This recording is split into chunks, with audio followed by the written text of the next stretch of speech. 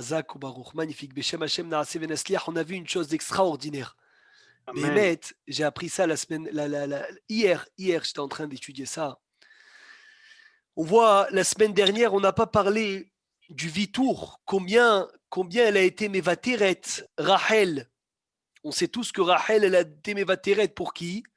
Pour Léa. Yaakov Avinu, il a travaillé pour se marier avec Rachel.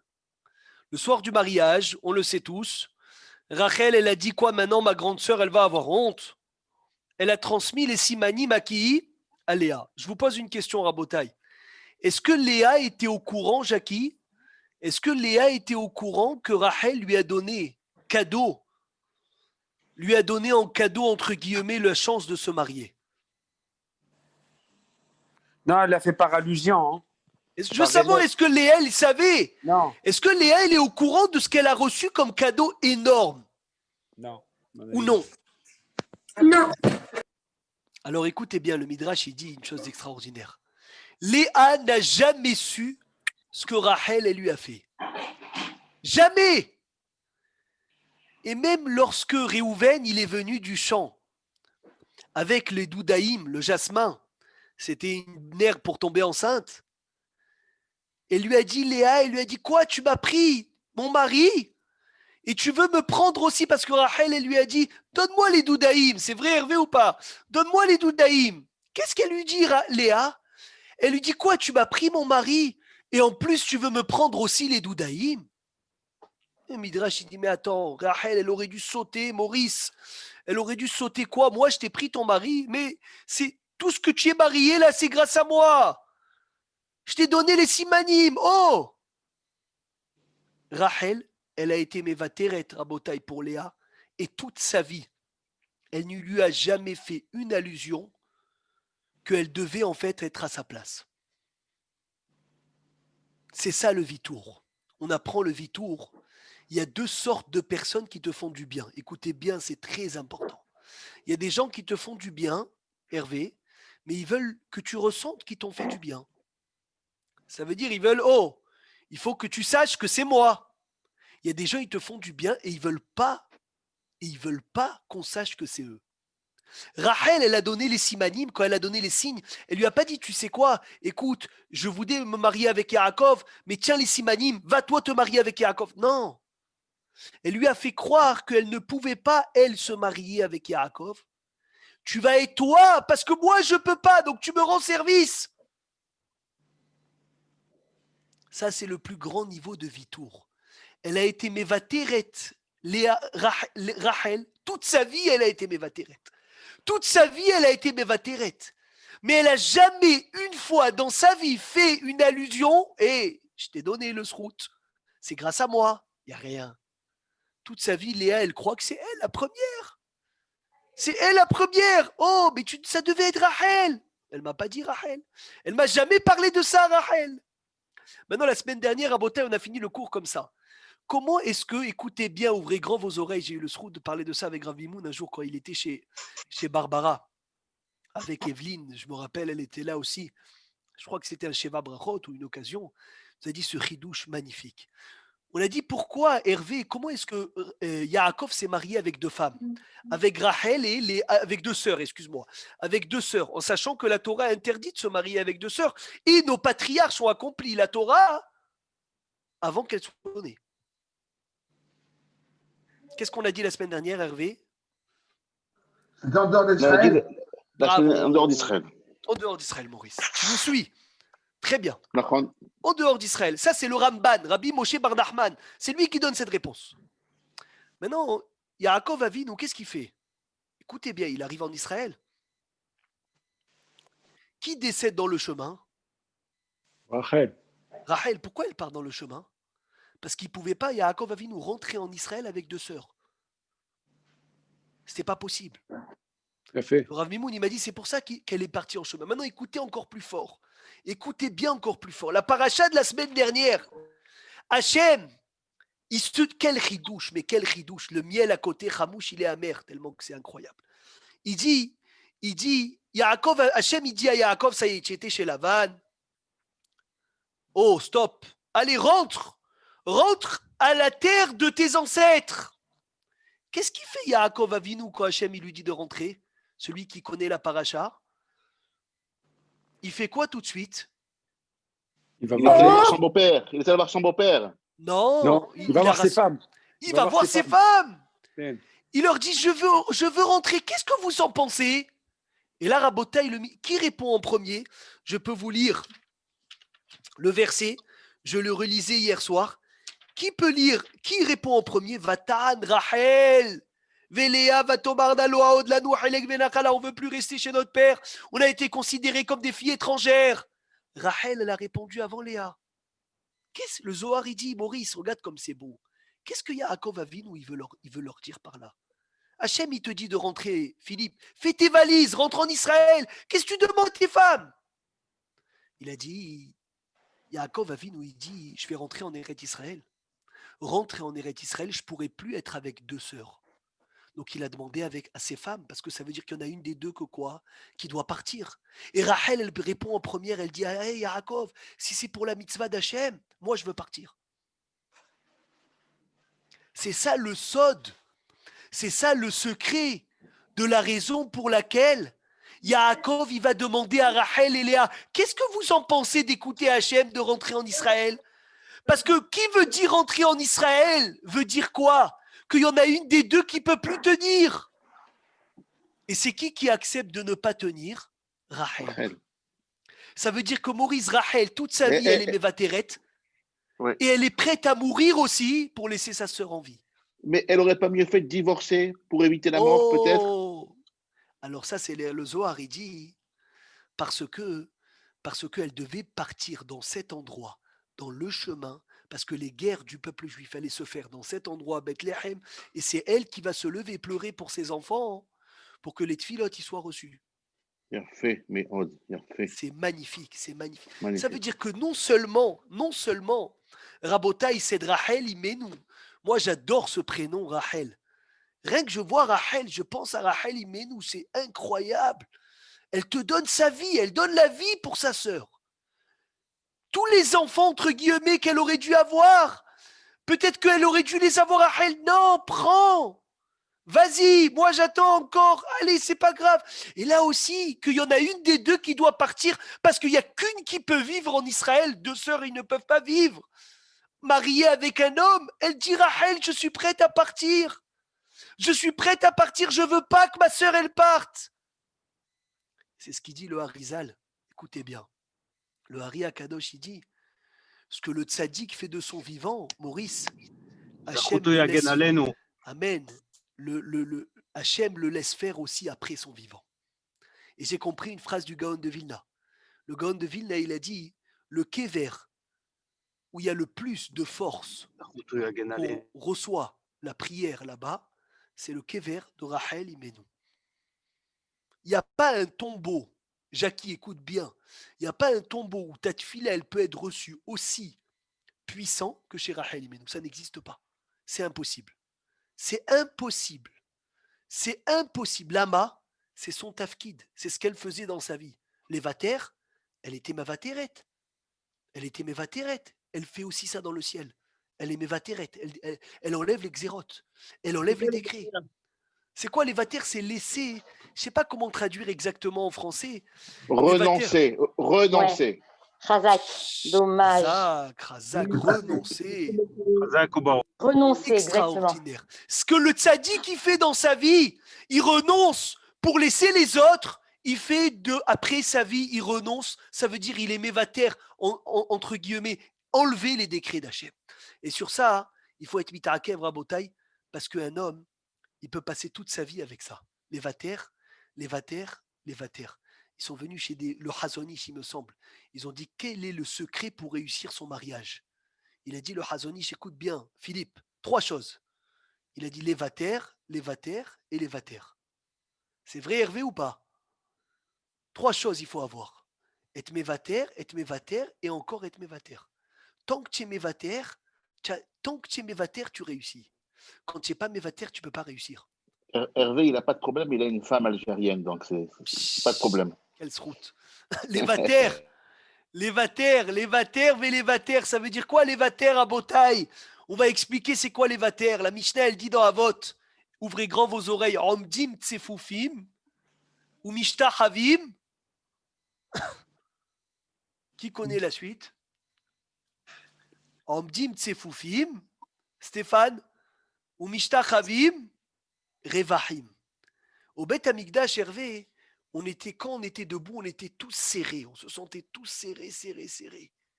Mishtachavim, dès qu'on se prosternait, revahim, on sentait de la place. Il y avait de la place. Comme une peau de daim. Hazak, il explique les Chachmei à Remez. Je ne sais pas si Maurice, tu connais le Remez de cette Mishnah. Omdim, quand dans une maison, chacun se tient debout et ne veut pas être mévater, alors tu te sens tsafouf, tu te sens serré dans la maison. Mishtachavim, quand on est prêt à se prosterner pour laisser passer l'autre, Revahim, on se sent à l'aise.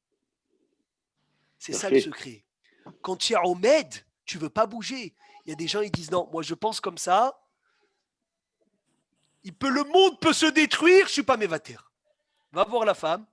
Alors tu peux être mévater et toi, non, le monde peut se détruire, je ne bouge pas. Comme le couple qui est venu divorcer chez Ramandechai Eliaou ou chez un Dayan, il avait beaucoup de tsar.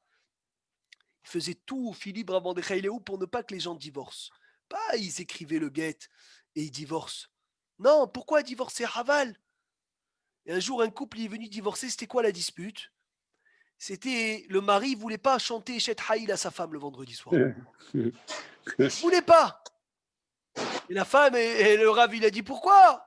Il a dit je ne chanterai pas Eshet Haïl. Il est parti, le Rav, il est parti chez la femme. Il a dit pourquoi? C'est pas grave, il ne te chante pas. C'est un minag Eshet Haïl. Pour Eshet Haïl, tu vas divorcer. Elle a dit tant que je n'ai pas Eshet Haïl, je ne le veux pas.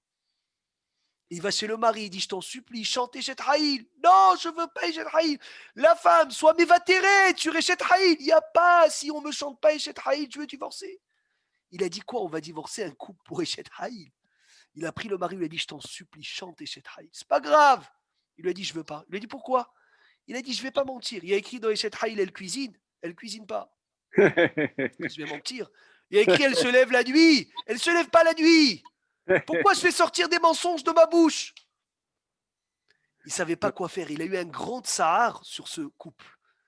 À la fin, avant qu'il divorce, dernière occasion, il a dit, bon, il a attrapé le mari, il a dit, Je dis-moi. lui ai donné la solution. Oh là là, il lui a dit, dis-moi, ta femme, elle n'est pas Eshet Haïl, je veux bien. Ta mère, est-ce qu'elle est Eshet Haïl ou pas? Il lui a dit, ah, ma mère, il lui a dit, c'est la plus grande Eshet Haïl qu'il y a dans le monde. Il lui a dit, alors tous les vendredis soirs, chante Eshet Haïl devant ta femme. Et dans ta tête, tu penses à ta mère. Ça lui a plu. Et je peux vous dire, jusqu'à aujourd'hui, ce couple, il tient. Et tous les vendredis soirs, Philippe, le mari, il chante Eshet Haïl. Il pense à sa mère et il le fait à sa femme.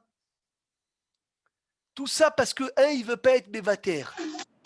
Quand tu n'es pas mévater, il y a la guerre. Quand quelqu'un, il ne sait pas être mévater à Bota, il y a la guerre. C'est Rachel Ibenou. Rachel Ibenou, c'est la largesse. Pourquoi est-ce que Rachel Ibenou, elle est Bessamel de ce symbole-là de Mishtachavim Revahim? Parce qu'elle est Bevateret. Quand quelqu'un, il est Bevater, tu ne le sens pas. Tu ne le sens pas. Tout va bien, tout cool, c'est extraordinaire. Quand quelqu'un, il est Omed, il est dur, il est caché. La Gemara, elle dit, il ne veut pas baisser sa tête. On se sent de sa fouf. Et c'est ce que la Gemara, dans Sanhedrin, elle dit. Quand il y a un homme et une femme dans une maison, écoutez bien, qui sont prêts à être mévatrim l'un pour l'autre,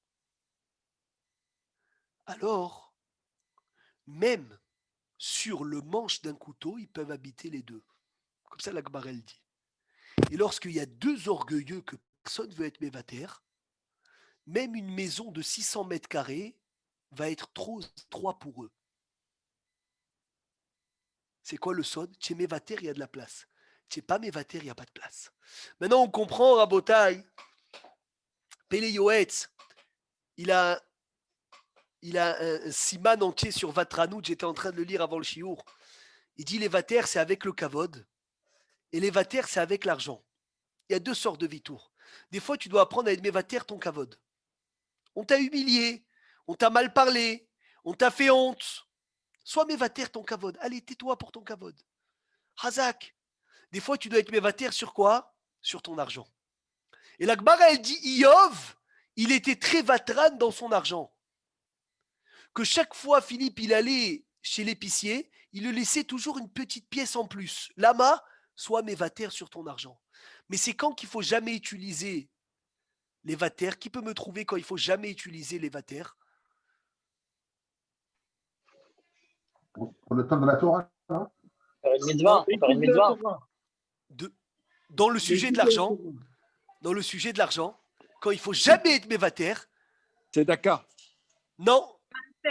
Au contraire, Non, mais au contraire, il faut donner plus. Non, Le prêt. Dans Non. un prêt. Rébit. non, Quand on doit rendre à quelqu'un? non, Mais mévatère, dans ça la veut dire maaser, soit il faut large. donner. Mévatère, ça veut dire Dans le soit large. maaser, il faut donner Ah. plus. Quand on a prêté. Quand on Non. te doit, quand on te Quand on donne doit, juste pour faire le beau. Non, quand on te doit et tu mets terre. non. Il faut des fois que le monsieur, le pauvre, il n'a pas d'argent, il te doit de l'argent. Sois mévatère si tu peux. Hein? Quand c'est assourd d'être mévatère, il dit Péléoaïd, c'est avec l'argent des autres. Ah. Là, tu n'as pas le droit d'être mévatère. Ça veut dire, il a dit fais très attention. Sois mévatère, sois large, etc. Avec ton kavod, pas avec ceux des autres. Avec ton argent, pas avec celui des autres. Des fois, il y en a quand ils ont la carte bleue d'une autre personne. Ils sont larges. Il dit pourquoi tu prends juste? Prends beaucoup. Et quand c'est pour eux, ils sont serrés. Non, fais l'inverse. Pour toi, sois mévatère, sois large. Mais j'ai pas le droit de venir à Botaï et de rendre plus, de payer plus quelqu'un quand c'est pas avec mon argent. Ça s'appelle Gezel. Les vatères bébamon à Hérim, c'est assourd. D'être mévatère et d'être large avec le mamon des autres, c'est assourd. D'être mévatère sur le kavod des autres, c'est assourd. C'est pas le mien. Le tien, sois mévatère sur ton kavod, c'est pas grave.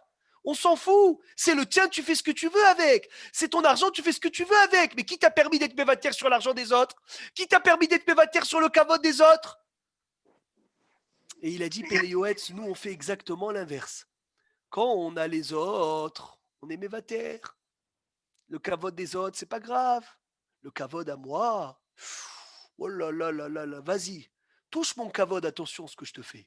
Touche le kavod des autres, je te fais rien, c'est pas grave. La Gemara, elle dit quand quelqu'un il t'humilie, il t'insulte, il t'écrase, ne dis rien. Quand il parle d'Hachem, là tu dois répondre. Malheureusement, des fois on entend des gens parler d'Hachem, on dit rien, on dit il faut être mévatère. Il parle de moi, je fais une dispute. Mais non, on te demande exactement l'inverse. C'est ce qu'ils disent les Hachamim. Malheureusement, le Yetzer Hara nous met dans la tête l'inverse de la Torah. Ce qu'il ne faut pas faire, tu fais, et ce qu'il faut faire, tu ne fais pas. Donc maintenant, Bezrat Hashem, une fois qu'on a compris le Vitour, combien c'est grand d'être mévatère, on va terminer rien que ce dossier avec une histoire, écoutez bien, Ramoth, une histoire que si je ne l'avais pas écoutée de la personne qui a vécu l'histoire, je pense que je ne l'aurais pas cru, je vous dis la vérité. Mais je vérifie l'histoire avant de la raconter parce qu'on ne peut pas raconter tout ce qu'on entend des fois. Il y a un garçon à Ramoth, un Avrech à Ramoth, on peut l'aller le voir même. Il a dit, Philippe, écoute bien.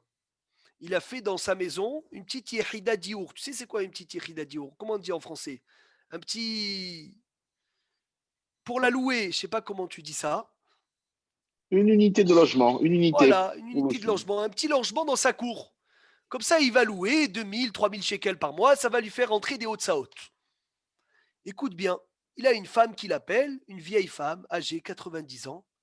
Elle appelle, elle est seule, magnifique pour elle, extraordinaire. Logement, il dit, je t'abarre chez Molarad, j'ai trouvé la meilleure personne, tranquille. Elle lui dépose les 12 chèques. Ça s'est passé là, mamache, il y a quelques mois. Elle lui dépose les 12 chèques. Il est content, Baruch Hashem. Chaque premier du mois, il encaisse son chèque, Jackie. Il est saméach, il est heureux, très bien. Après, cette vieille, elle commence un peu à toquer à sa porte, elle commence un peu à rentrer chez lui sans permission, parce qu'elle habite dans son jardin. Elle commence à déranger un peu le couple. Et là, il commence un peu à en avoir marre. Elle avait un peu, la pauvre, perdu la tête. Premier mois, le chèque il passe. Deuxième mois, le chèque il passe. Troisième mois, il passe. Quatrième mois, en plus, Philippe, le chèque, il passe plus. Il n'y a plus d'argent. Donc non seulement qu'elle payait plus, mais en plus, elle venait et elle nous rendait fous. Donc sa femme, elle a dit, écoute, il faudrait la mettre dehors. Après, il a réfléchi, il a dit, Miskena, elle est seule. Elle n'a pas d'argent. Qu'est-ce que je vais aller commencer à la mettre dehors, l'attaquer? Il a dit, tu sais quoi, je suis mévatère. 1 mois, 2 mois, 3 mois. Une femme, elle habite chez toi, Rabotaï, gratuitement. Et non seulement il a dit, je vous dis la vérité, elle nous dérangeait. Mais on travaillait. 1 an, Rabotaï, 2 ans, 3 ans, 3 ans et demi, cette vieille personne, 93 ans, elle habitait chez ce monsieur. Même des fois, Philippe, il lui donnait le manger de Shabbat. Tu t'imagines? Il allait lui donner le manger de Shabbat. 3 ans et demi après, elle décède. Elle décède, il s'occupe de sa levaya. Il n'avait personne, Miskena. Il s'occupe de la levaya, il lui fait Kaddish, il lui fait la Haskara. Et quand il retrouve son petit logement, il trouve une lettre. Il ouvre la lettre, il y a le testament de cette femme. Il ouvre le testament, il commence à lire. Il dit voilà, je suis une vieille personne. Elle a raconté l'Oralénou, sa vie. Elle a perdu beaucoup de choses dans sa vie, des proches. Elle a dit, je suis venu habiter chez vous. Ne pensez pas, il a dit, vous pensez que j'avais des problèmes d'argent, mais grâce à Dieu, j'ai une maison à Tel Aviv d'un montant de 3,5 millions de shekels. Mais j'ai voulu habiter chez vous parce que je ne voulais pas habiter seul là-bas. Et j'ai voulu savoir si vous êtes des gens qui ont des bonnes midotes. Donc je vous ai rendu fou et j'ai découvert des gens extraordinaires qui se sont occupés de moi pendant 3 ans et demi. Alors maintenant, je vous donne ma maison à Tel Aviv en cadeau. C'est mon héritage. C'est vous qui allez le prendre. Cet Avrer, il a cru que c'était une blague. Elle avait tout préparé chez l'avocat, le Horerdin, tout. Aujourd'hui, cet Avrer, il a cette maison à Tel Aviv, 3,5 millions et demi de shekels. À lui, Bisrout Marabotai, Bisrout le Vitour. Rav Steinman, il a dit, j'étais jeune, j'ai grandi, je n'ai jamais vu un homme mévater qui a perdu. C'est impossible. C'est impossible, ouvrez grand vos oreilles. Il a dit, Naharaïti Gamzakanti, j'étais jeune, j'ai vieilli. Veloraïti, j'ai jamais vu quelqu'un qui a été mévater. Il a laissé passer quelqu'un et il a ifsid bisé. Il a dit, ça n'existe pas. Toutes les personnes qui sont mévatrines, ils gagnent à la fin. Il a fait Méod, on va commencer la paracha, Be'ezrat Hashem, Vaishlach. Vaishlach Yaakov Bal Achim Lefanav, il faut qu'on étudie la rencontre.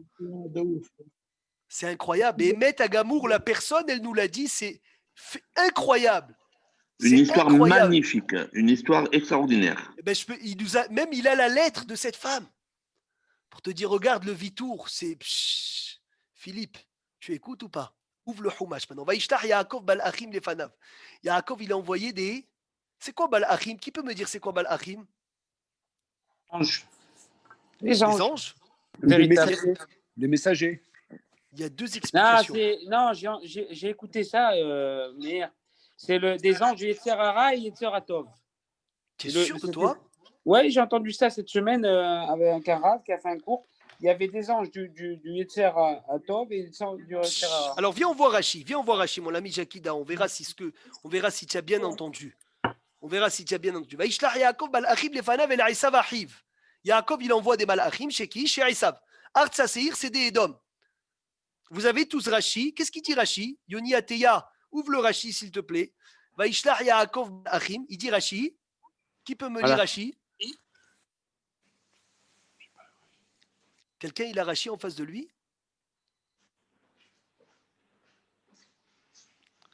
Alors, vous dormez, c'est pas possible ça. Le livre. J'ai cherché le livre d'abord. Alors, vas-y. Comment tu as le pas? Rachi, il dit, je vous lis Rachi. Malachim, mamash.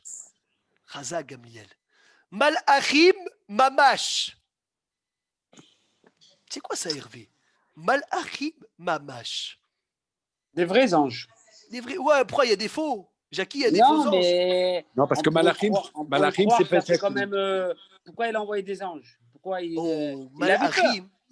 Malachim, il dit Chaza, il dit Hervé. J'ai compris ce qu'il veut dire. Ça peut être aussi des envoyés. Oui. Mais là, il te dit Rachi, Maurice, Malachim, mamash. Comment tu écris mamash? Maurice, comment tu écris mamash? Même Shin. Même Shin. Raché Tevot, Malachim, Mi Mitzvot, Sheosim. Wow.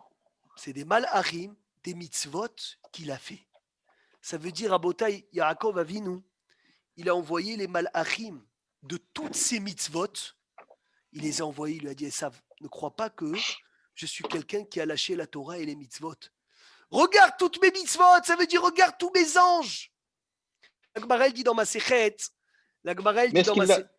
Oui, est-ce qu'il a perdu ses mitzvot par rapport à ça? Oh non, il les a pas perdus. Il a rien qu'envoyé les anges. La Gemara dit dans ma Sechet Makot, il me change page 10b. Bederech Yoran, écoute bien cette ridouche et appelle ton père s'il te plaît, il nous manque. Bederech chez Adam Rotse Leler. Tout le monde connaît cette phrase, Ba Molichin Oto. Dans un chemin où un homme veut aller, dans ce chemin, on l'emmènera. Qui peut me dire c'est qui Molichin Oto? On l'emmène. Si c'est Hachem, Hervé, fallait dire Molich Oto, Hachem l'emmène. C'est quoi Molichin Oto? Les anges. Les anges deux de anges quoi? qu'on a sur la tête, qu'on a au-dessus de nous tout le temps. Non, Stéphane. Les Les mitzvot. anges des mitzvot que tu as créés. Bien sûr. Et là, écoutez bien ce qu'il dit le Maharsha. Lorsqu'il y a une mitzvah à faire, très très dur des fois à faire cette mitzvah. Ça va être super dur pour toi. Yoni, te réveiller à 6h30 du matin, c'est très dur la première fois. Tu as créé des anges. La deuxième fois, ça va être aussi très très dur. Mais ces anges-là, ils vont essayer de t'aider. Deuxième, troisième, quatrième, cinquième, sixième, jusqu'à que tu as tellement créé de malachim qu'ils t'emmènent dans le chemin ou quoi? Où tu dois y être. Pederer chez Adam rotse leler, dans un chemin où un homme il veut aller, ba molichinoto. Là-bas, on l'emmènera. Là-bas, on l'emmènera dans ce chemin-là. Comment? Qui va t'emmener? Regarde les tfilotes que tu as fait, ça a créé des malachim. Les mitzvot que tu as fait, ça a créé des malachim. Tous ces malachim, c'est extraordinaire. Il y avait une vieille personne, Philippe, je ne sais pas si tu la connais, à la maison de retraite, il y a très très très longtemps. Une vieille femme. La pauvre, elle ne parlait plus ni à ses enfants, ni à personne. Elle avait des enfants complètement pas dans le chemin. Pareil dans le mal, Stéphane. Razak, pareil dans le mal. Bravo, j'ai pas fini. Quand tu crées, tu fais du mal, tu crées des anges qui vont t'aider, nous, à faire du mal encore. Alors il dit, cette femme, elle avait des enfants mariés avec des goïms, très loin de la Torah et des mitzvot. Et elle a fait teshuva dans la maison de retraite. Fermez les micros, s'il vous plaît. Elle a fait teshuva dans la maison de retraite. Et elle écoutait des cours de Torah. C'est Rabbi David Pinto qui nous l'a raconté. Et elle a fait teshuva. Elle a regardé sa vie, la pauvre. Elle a dit, qu'est-ce qui me reste? Mes enfants, ils ne me parlent plus, ils sont tous très loin. J'ai pas pratiqué, j'ai jamais fait Shabbat, j'ai jamais fait Kippour, j'ai jamais mangé kasher.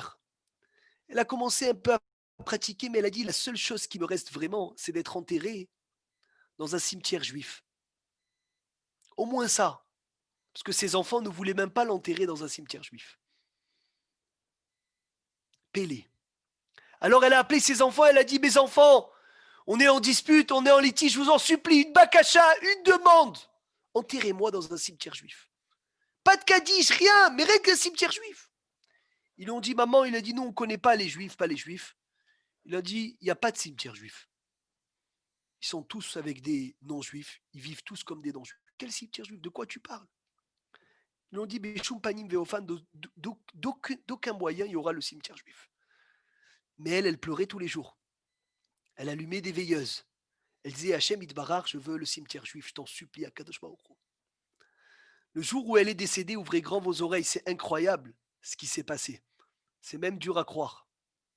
Le jour où elle est décédée, où cette femme elle est décédée,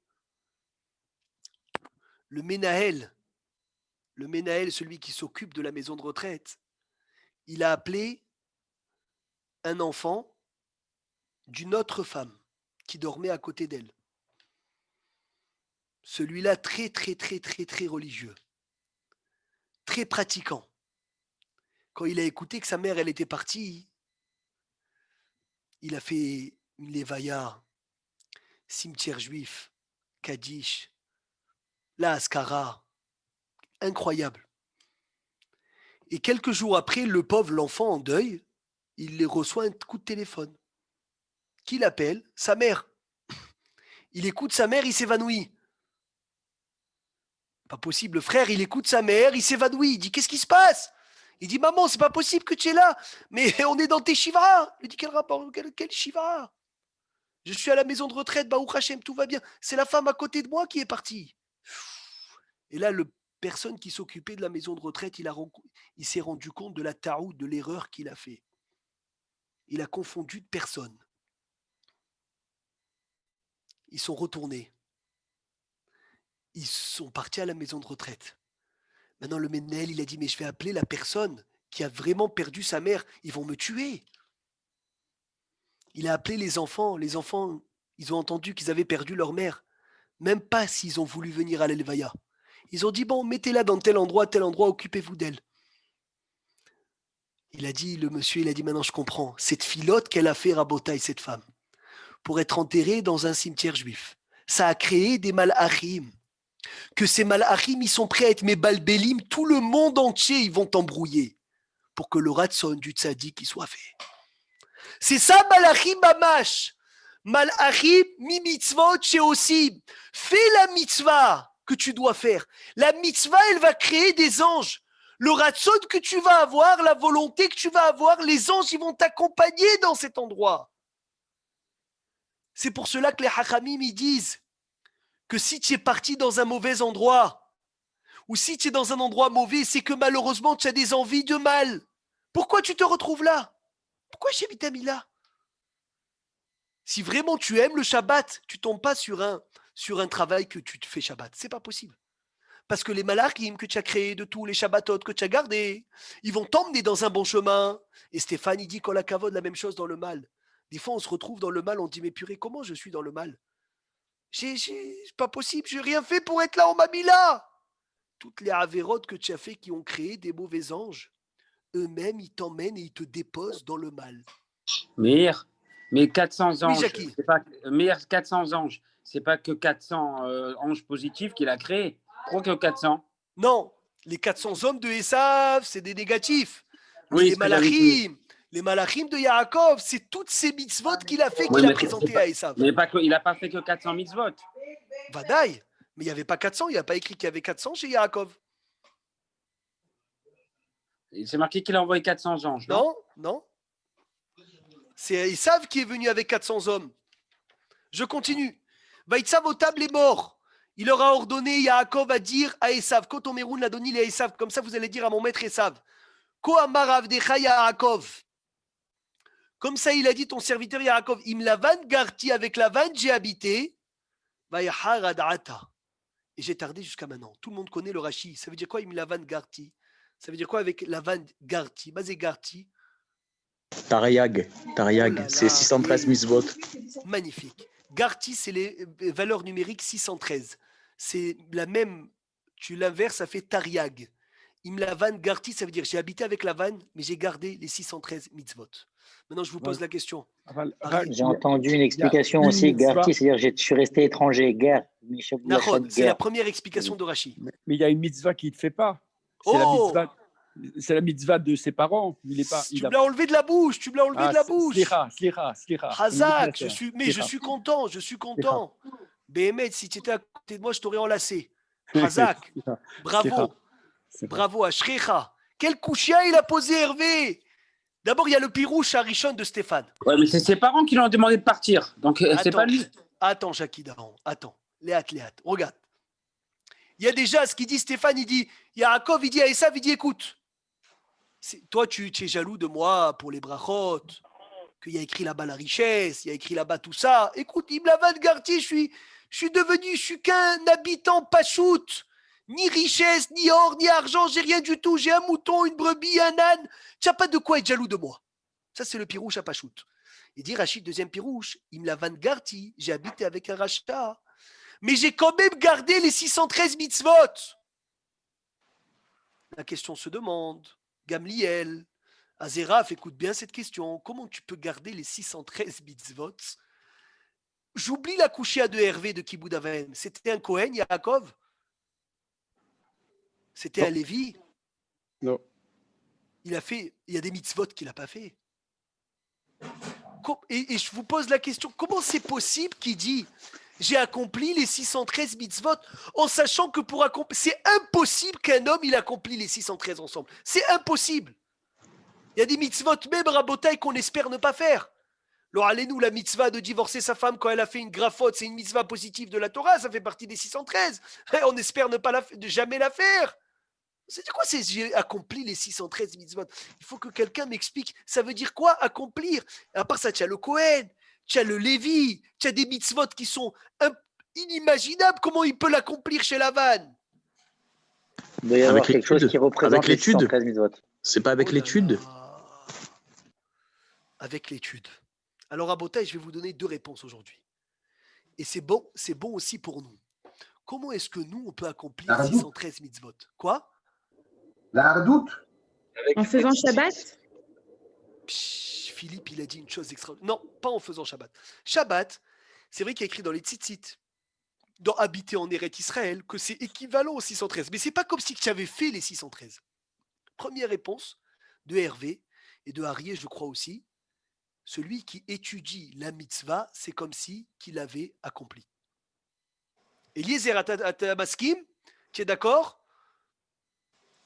Kola osek betorat ola, c'est écrit quand tu lis le matin la ptiha, les korbanot, et Philippe, c'est comme si tu avais approché un korban à Hachem.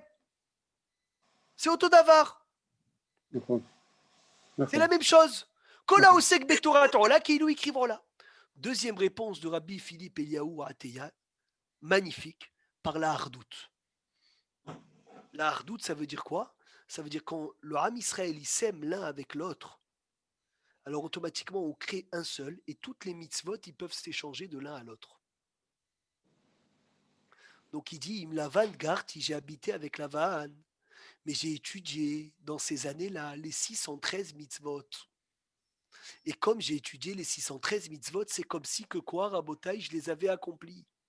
Combien c'est hachouf d'étudier les sujets? Combien c'est hachouf d'étudier la Gemara? Combien c'est important de venir et d'étudier le sujet que tu ne peux pas faire? Parce qu'au moins, Hervé, tu vas l'étudier. Les Fahot, tu l'as étudié. Hachem, il te compte comme si que tu l'avais fait. Vaïli shor vahamor tson ve'eved ve'shivcha va'ishlecha le'agid l'adoni. Lim tsohen be'einecha, je t'ai envoyé des cadeaux pour trouver grâce à tes yeux. Vayashuvu abal achim, les anges, ils sont revenus. El Yaakov, les morts. Ils sont revenus chez Yaakov en disant Banu el achicha el Esav, on est parti chez Esav. Vegam olech likratecha, il arrive devant toi. Ve'arba meot ishimo, voilà Jakidaon. J'espère que tu es toujours là. Et il arrive avec 400 hommes avec lui. Là, ça veut dire les anges, ils disent à Yaakov écoute, toi, tu te rappelles de Esav, ton frère, avec lequel tu t'amusais avec lui dans la cour de la récréation. C'est plus ton frère, c'est fini. Il veut plus se comporter comme un frère. Il veut se comporter comme Esav. Donc fais très, très attention à lui. Et là, Vaïra Yaakov Meod Vayetzerlo. Yaakov, il a très peur. Et je vous pose une question énorme, que la Gemara demande, que les Rishonim demandent. Maurice Ateya, écoute bien. Comment est-ce que Yaakov Avinu, il a peur de Esav? Alors que Hachem Itbarach, il lui a dit dans la paracha de la semaine dernière, Veine Anochi Imar, je suis avec toi. Ushmarticha, je vais te garder, Bechol Asher Teler. Je suis avec toi, je vais te protéger dans tout endroit où tu vas. Je ne comprends pas comment est-ce que tu peux avoir peur lorsque Hachem te donne une assurance que personne ne pourra te toucher. Vous avez peur de l'influence de Lavan, peut-être. Mais où tu vois l'influence de Lavan? Il est resté tzaddik. On a dit que quand, par exemple, au Maboul, Hachem, il a tué tout le monde parce que même la terre, elle était pourrie. Peut-être que là, même dans l'air, il y avait de la pourriture, quoi. Il a eu peur un peu de ça. C'était pas la même époque.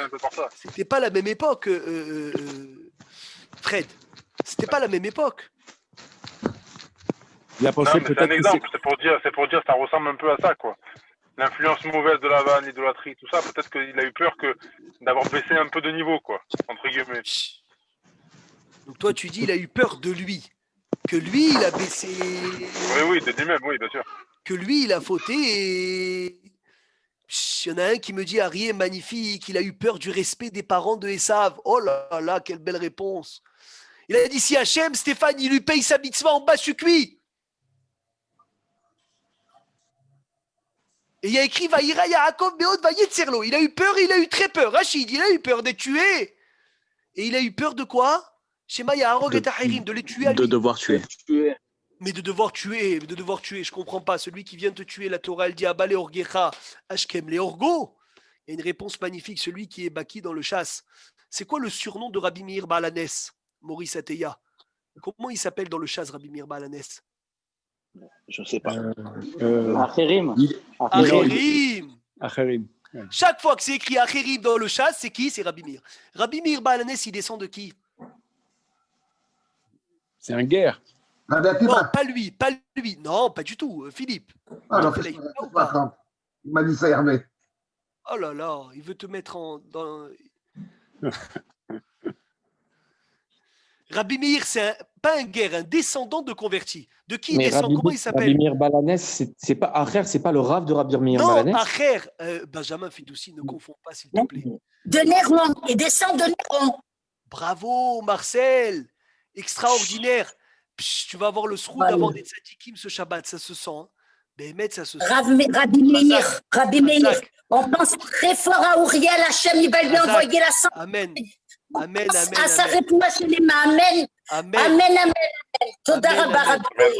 C'est sûr avec les prières que ça va se passer bien. Kol hakavod.